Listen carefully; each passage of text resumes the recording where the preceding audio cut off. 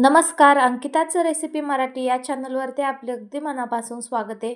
तर आज इथे आपण बनवणार आहे मुळाची पानाची भाजी. मुळाच्या पानाची भाजी कशी बनवायची ते आज आपण पाहणार आहे. हा व्हिडिओ तुम्ही संपूर्ण पाहिलात तर यापुढे तुम्ही मुळाचं पान कधीही फेकणार नाही, अशी ही आपली भन्नाट अशी रेसिपी आहे. तर शेवटपर्यंत नक्कीच पहा. चला तर रेसिपीला सुरुवात करूया. त्याआधी एकच रिक्वेस्ट आहे, अजूनही तुम्ही सबस्क्राईब केलं नसेल तर सबस्क्राईब करून घ्या आणि एक लाईक करा. चला तर रेसिपीला सुरुवात करूया. इथं आपण मुळाची पाने घेतलेले आहेत, त्याचे आपण शिरा काढून घेतलेला आहे. मुळाची पान आपण जेव्हाही आणतो तेव्हा आपण मुळा घेतो आणि त्याची पानं आपण अशीच फेकून देतो. तर एकदम भन्नाट अशी ही रेसिपी असणार आहे. तर एकदम भन्नाट रेसिपी कसा बनवायचं ते इथे आपण पाहणार आहेत. चला तर आपण ही मुळाची पानं आपण शिरा काढून घेतलेल्या आहेत. शिरा त्याचे जाड जाड असतात, त्यामुळे त्याची शिरा काढून घ्यायचा आणि शरीरासाठी इतकं आरोग्यदायक आहे, अगदी औषधी गुणधर्म आहे यामध्ये.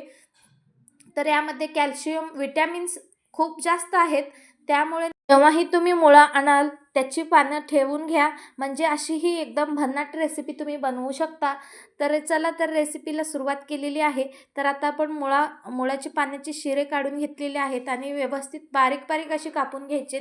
तुम्ही इथं पाहताय अशा पद्धतीने घ्यायचा आणि बारीक बारीक असे कापून घ्यायचे आपल्याला.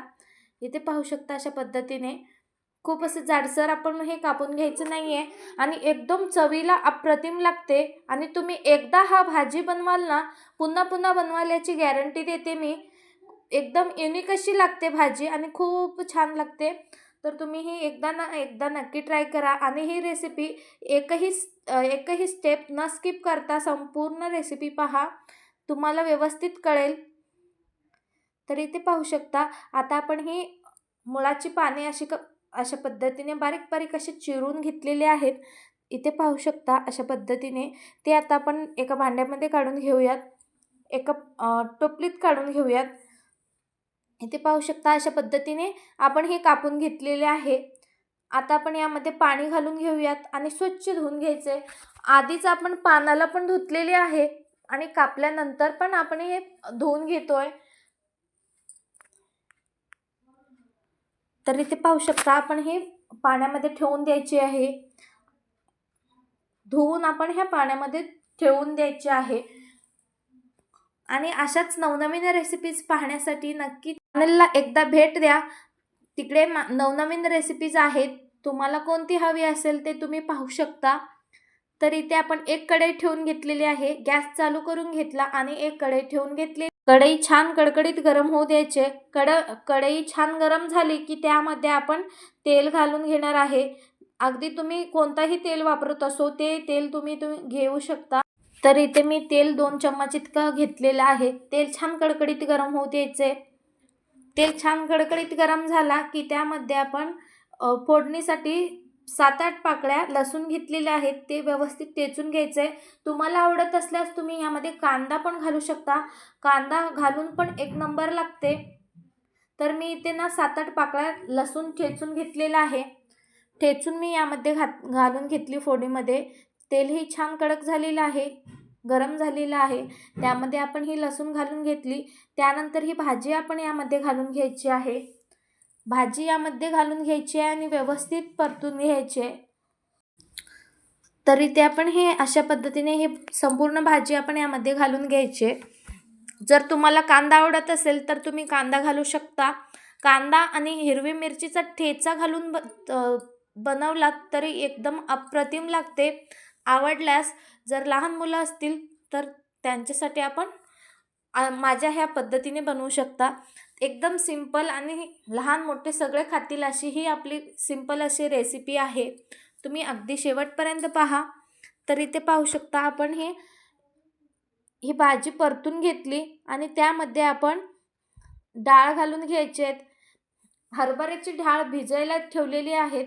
अर्धा तास आधी मी हे भिजवलेलं आहे डाळ. त्यानंतर मी ही भाजी बनवायला घेतलेली आहे. लवकर शिजणार नाही यासाठी आपण भिजवून घेतलेलं आहे. आता आपण यामध्ये मीठ घालून घेऊयात चवीनुसार. यामध्ये आपण अर्धा चम्मच मीठ इथे घालून घेते. एकदम भन्नाट अशी ही भाजी लागते आणि शरीरासाठी खूप असं आरोग्यदायी आहे आणि यामध्ये खूप असे विटॅमिन्स यामध्ये आहेत. तुम्ही ही जेव्हा ही मुळा आणाल, तुम्ही एकदा ना एकदा नक्कीच ट्राय करा. ही रेसिपी तुम्हाला खूपच आवडेल.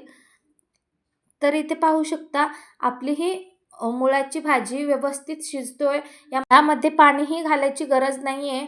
अगदी स्वतःचंच पाणी सुटतं. मुळाची भाजी एकदम पालेभाजी एकदम भन्नाट लागते आणि स्वतःचंच पाणी सुटतं. यामध्येच ही भाजी तयार होते. अजिबात एक थेंब पाणीही आपण इथे वापरणार नाही आहे. तर इथे डाळ आणि भाजी व्यवस्थित परतून घ्यायचं आहे 2 मिनिटासाठी. 2 मिनिटानंतर व्यवस्थित परतून झाल्यानंतर ह्यामध्ये आपण शेंगदाण्याचं कूट घालून घ्यायचं आहे. तुम्हाला आवडल्यास तुम्ही यामध्ये लाल तिखट यामध्ये घालू शकता. लाल तिखट तुम्ही यामध्ये घालू शकता. हवं असल्यास हिरवी मिरचीचा ठेचा तुम्ही यामध्ये वापरू शकता. एकदम भन्नाट लागते. यामधलं ना पाणी जाईपर्यंत आपण हे परतून घ्यायचं आहे. ह्यामधील पाणी गेलं की यामध्ये आपण शेंगदाण्याचं कूट इथे आपण घालून घेणार आहे. तर इथे पाहू शकता यामधली पाणीही आकचत आलेली आहे. आणि अशाच नवनवीन रेसिपीज पाहण्यासाठी अंकिता रेसिपी मराठी या चॅनलला लाईक, शेअर, सबस्क्राईब करायला मात्र विसरू नका आणि बेल आयकॉनला क्लिक करा सबस्क्राईब करून. तर इथे पाहू शकता आपली ही भाजी मस्त अशी तयार इथे झालेली आहे. तर यामध्ये आपण शेंगदाण्याचं कूट यामध्ये आपण घालून घ्यायचं आहे. ओबडधोबड ठेचलेलं शेंगदाणे यामध्ये मी घालून घेते 2 चम्मच.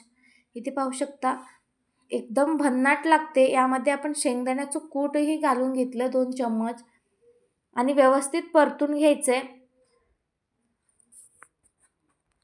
इथे पाहू शकता एकदम भन्नाट अशी होते आणि विरघळून भाजी कमी होते पण खूप छान लागते. मला थोडीशी इथे शेंगदाण्याचं कूट कमी वाटते म्हणून आणखीन 1 चम्मच मी इथे शेंगदाण्याचं कूट घालून घेतलेलं आहे आणि हे व्यवस्थित मिक्स करून घ्यायचं. आणि ही भाजी तुम्ही गरमागरम भाकरीसोबत, चपातीसोबत खाऊ शकता. एकदम भन्नाट आणि अप्रतिम अशी ही रेसिपी आहे. तुम्ही सकाळच्या नाही तर संध्याकाळच्या ह्या दोन्हीही जेवणात तुम्ही ही भाजी खाऊ शकता. तर तुम्हाला ही भाजी रेसिपी कशी वाटली मला नक्कीच कमेंट बॉक्समध्ये कळवा. आता ही भाजी आपली तयार झालेली आहे. गॅसही बंद करून घेतला आणि रेसिपी आवडल्यास लाईक, सबस्क्राईब करा. आता आपण ना हे गरमागरम एका प्लेटमध्ये सर्व करून घेऊयात. गरमागरम ज्वारीच्या भाकरीसोबत ही मुळाच्या पानाची भाजी ते आपण सर्व करून घेतोय. एकदम भन्नाट अशी झालेली आहे. चला तर भेटूयात पुन्हा एक नवीन रेसिपीसोबत नेक्स्ट व्हिडिओमध्ये. तोपर्यंत खात राहा, खुशाल राहा. व्हिडिओ पाहिल्याबद्दल धन्यवाद.